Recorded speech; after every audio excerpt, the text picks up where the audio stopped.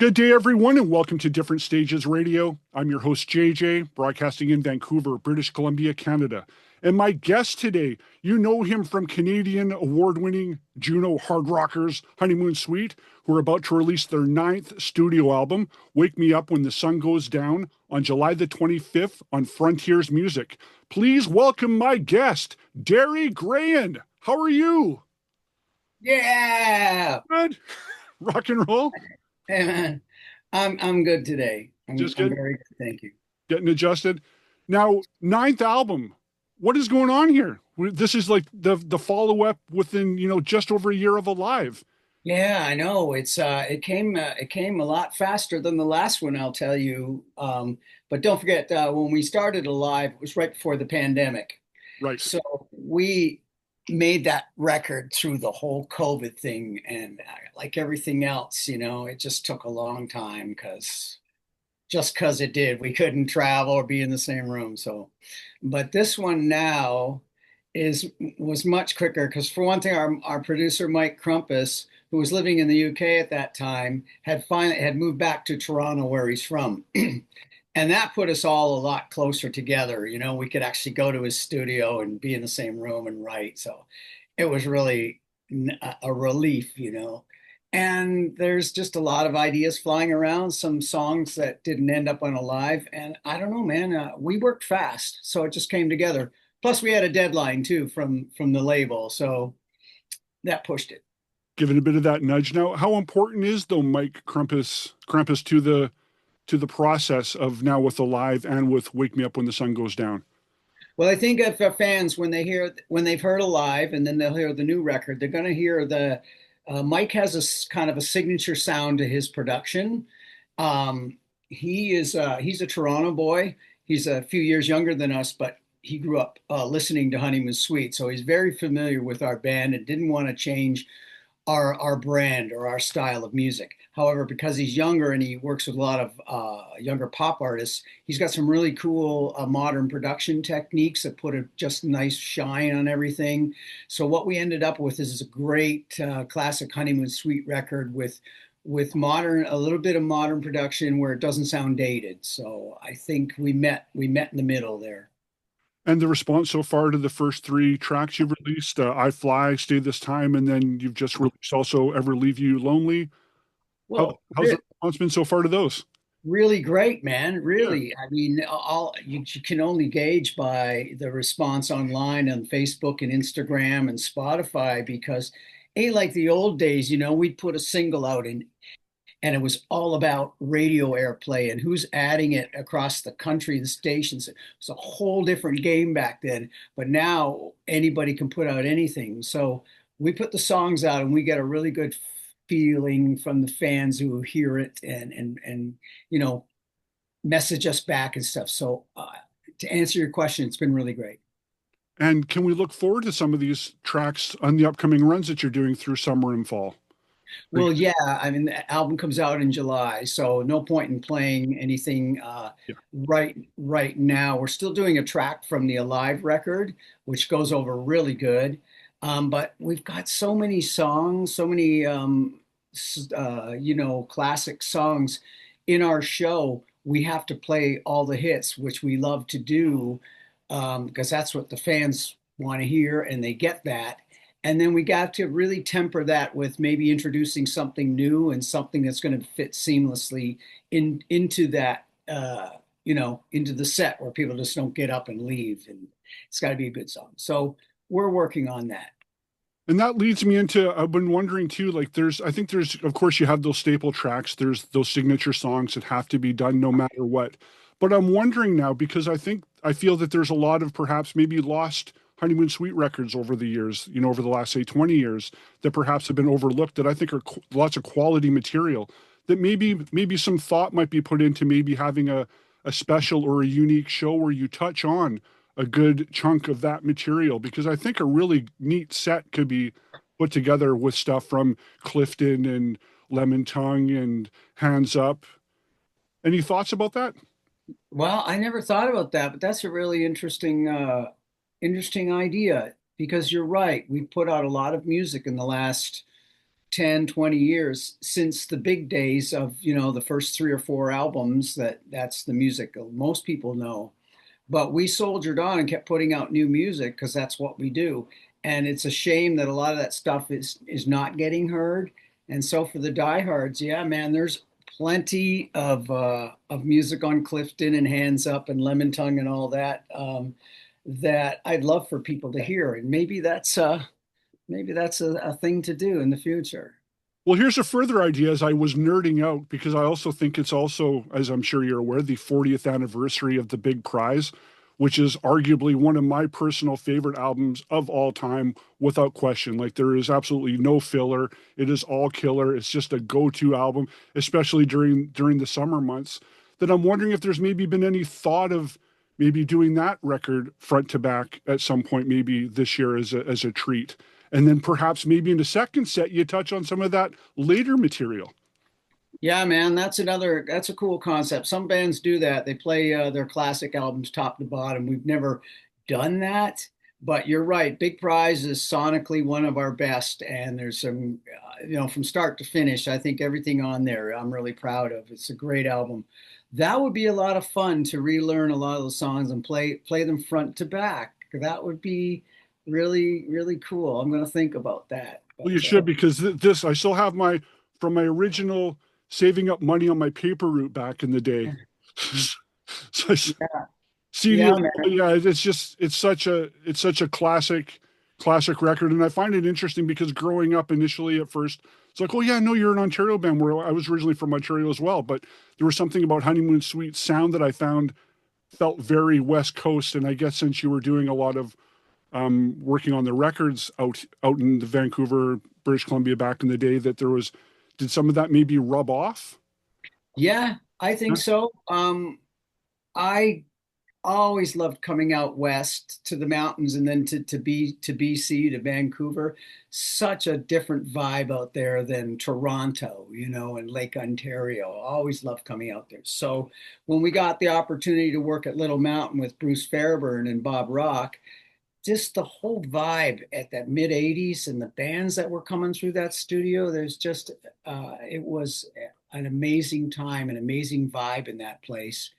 And we were out there for a month or two recording our record and waking up every day and seeing the mountains. And we'd walk to the studio. I know it influenced me.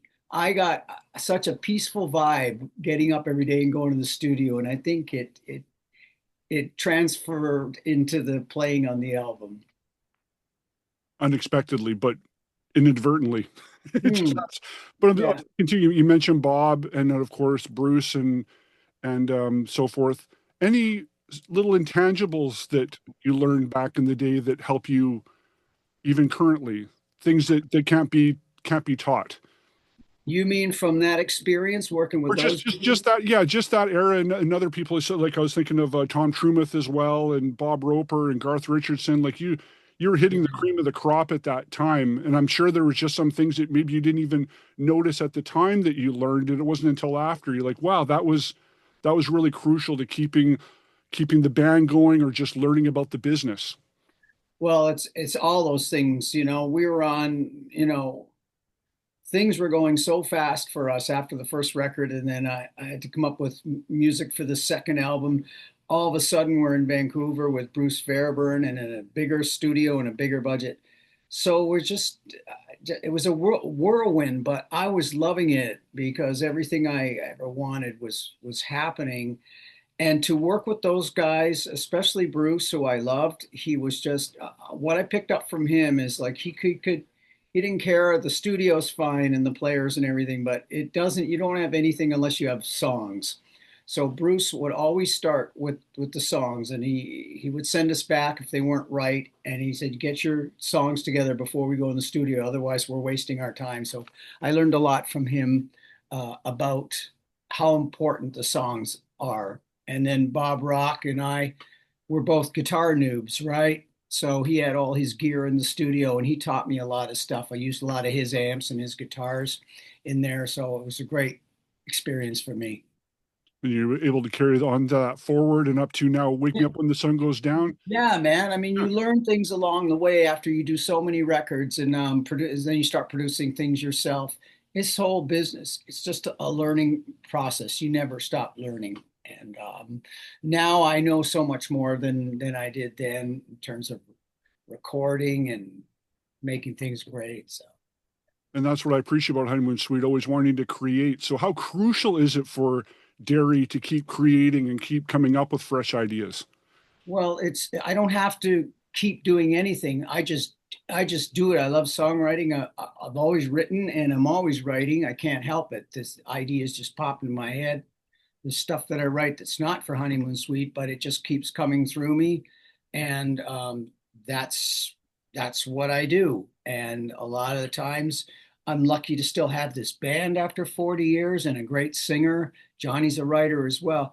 So I don't take that for granted that we still got this mothership called Honeymoon Suite that make that we all put so much time and energy into, but it really satisfies us and our fans. So I'm fortunate to have that, and from that I can branch out and do other things musically. So uh, I get to be a full-time musician, and that's not an easy thing to do. No doubt. Now, you said earlier, I believe, that some of the ideas on Wake Me Up When the Sun Goes Down were works in progress during the live sessions, or is everything fresh on Wake Me Up When the Sun Goes Down? It's a bit of both. There are some really fresh tracks on Wake Me Up, and some that were written right at the very end by the seat of our pants because we needed another song. And there's a song called Stay This Time, which is the first song that came out. It came together like bang because we had to get another song written, but sometimes those are the best ones. And then there's other tracks that are 5, 6 years old that when we were going through things, I have tons of ideas and stuff in my files, and I would send uh, loads of stuff, 4 or 5 tracks at a time to Johnny, my old demos, and I would bounce off of Johnny because he's a good barometer, and he would, you know, single out certain tracks and go, man, I forgot about this one. I really like this track. So he helped digging out some older tracks. Some one track, there's a track called Unpredictable that finally made it on this album that Johnny and I have been kicking around for years, but we never got to put it on a record in a good form. So there's a song that's probably 20 years old, but we repurposed it and made it new and improved. So it's a bit of everything, new and old. Well, can you tell me a bit? Another track I found that stood out to me on the record was Way Too Fast. What can you tell me about that? Oh, well, thank you. Yeah, that's Johnny loves that one too. That's kind of a ballady Yeah. song. I remember because I wrote that when I was in Nashville, and I was just sitting out in the sun in the afternoon one day with my acoustic, just taking in the heat in the summer, and I started playing the opening chords to that, and it was such a beautiful sound that started a song for me. So every time I think of that song, I think of the time and place where I started the idea, and then I just kept working on over time, and it kind of developed, and then we brought Johnny in on it, and it turned out to be a beautiful song. Thank you. Yeah, you're welcome. No, and I think that would fit really nice in the set. You could just slide that in. Friendly ballad. Yeah, man. Just be Yeah. We've got a lot of nice of those ballads in that for sure. Now, speaking of ballads, here's one that I've been wondering about because it was a single, and I've seen you many times, and perhaps I'm just getting unlucky when I see you. It's Over Now. It's what I love that song, and Oh, I have such great memories of that song too. But I'm just thinking, well, it is a single. It's from the day, but yeah. do you do it ever, or do I just miss it? No, we don't do it. Thank you. Yeah, it was a single back in the day. That's off of Racing After Midnight. Yeah. But man, like I said earlier, we're lucky to have so much in our catalog that we can't put it all into 90 minutes. And there's some songs that just that aren't gonna that aren't gonna fit, unfortunately. But it's not a bad problem to have. But when it comes to Racing After Midnight, we got to do Love Changes, Oh, you do. and Yeah. Yeah. we got to do Looking Out for Number One because they're the rockers. So if there was room, we would do it. The other one. Well, that's But why then, we might have to have separate sets and get people traveling more. See, there's a thing too. Watch all yeah, this in there, encouraging people to go see more than one show. Wink, wink. yeah, man, we would. It's interesting. The cool concept is just do a show where we pull out stuff we haven't played in years. Yeah, you get all of us weirdos traveling, come to see this interesting set. Which, Right. which was, I was wondering about how did the Frontiers Rock Fest go? Oh, really good. It's just a friggin' zoo that concert. It was our first time in Italy. It was great to go over and finally meet a lot of the Frontiers people face to face in their home turf. And that thing is just all day long, bang, bang, bang, one band after another. Half of them I've never even heard of. But they get you in there, you get down, you play your set, and then you're gone. I suppose it was more than anything really good for us to get in front of people over there and show them that we're still alive and kicking, a really great band. So I think we impressed them with our show, and it was like in and out. It was so fast, but it was fun to do. Worthwhile for sure. Now you got tons of dates coming up. You just did a few in Ontario a week or so ago, correct? And then I was noticing that the album "Wake Me Up When the Sun Goes Down" is released, I believe, the day that you play in St. John's, Newfoundland. That's right. Yeah, around the end of July Yeah, there. that's when maybe you should get something maybe a little special going on that day because it is album release day. It is, and that's a fest. We're playing with Def Leppard on that show that day, so it's going to be a lot of fun because I'm looking forward to seeing them. But now that you mention it, yeah, well, maybe yeah, we could definitely do something from the stage. I didn't think about that, but yeah, There you go. But it's sad that the week before that the Bay Fest in Thunder Bay has been put to bed. yeah, That's man, I just found out about that yesterday. I was really looking forward to that. That's too bad. But what are you going to do? It's economics, it's money, and geez, I hate to see that happen. well, I hate to see that happen too. But on the other end, as a person who's put on shows, I'm just going to do a little self plug thing, mention thing that so many people I'll come across sometimes that'll say, are you going to this show? Oh yeah, I'll get tickets the day of or the week of. And I think this is a good reason to start letting people know more that they need to start buying tickets in advance, that it's crucial that the promoters and the agencies see that there's actual ticket sales happening. Not that I've heard that was the full reason why it didn't happen, but I know often a lot of times people are diddle daddling, and that's when these things sadly happen because promoters can't envision that, oh, you're going to go. They need to see numbers in advance. Yeah, and there's a lot of money on the line, man, when you look at that Exactly. that That's a line. huge bill. That was a huge bill, like with Trooper and Took and tons of bands. Huh. Headpins, I believe, and Street Heart. What's going on? Cochran, Kim Yeah, Mitchell, yeah, you name it. It's too bad. Well, that's the thing. They can't count on the walk up, which could be exactly. huge, but they're laying out a lot of money and they have to at some point decide whether they're going to take a bath or not. So they cut their losses and blow the show out, unfortunately, and lose less money than if they tried to put the show on. Yeah, people should be getting their tickets. Yeah, you're definitely right. And the walk up should just be gravy, hopefully. But yeah, that's aside. Yeah, you can't count on that. You can't count on that. But yeah, so you have plenty of shows happening throughout the rest of the year. I see that you're going to be doing some shows in Alberta towards the end of the year, including Calgary on New Year's Eve. I don't see a whole lot going on in the West Coast. I see there's a Cranbrook date in British Columbia, I think in August. Mhm. Anything in the works for perhaps coming out to Vancouver sometime this year? Not this year, but I think there's a Coquitlam date early in 26. Yeah, I know there's a Coquitlam show already booked in the new year. So who knows, man? As a package or yourself? Well, it'll be our show. I think it's a casino, so we'll headline Yep. and we'll have somebody with us. But yeah. Okay, so we'll watch out for that. A little insight of a date.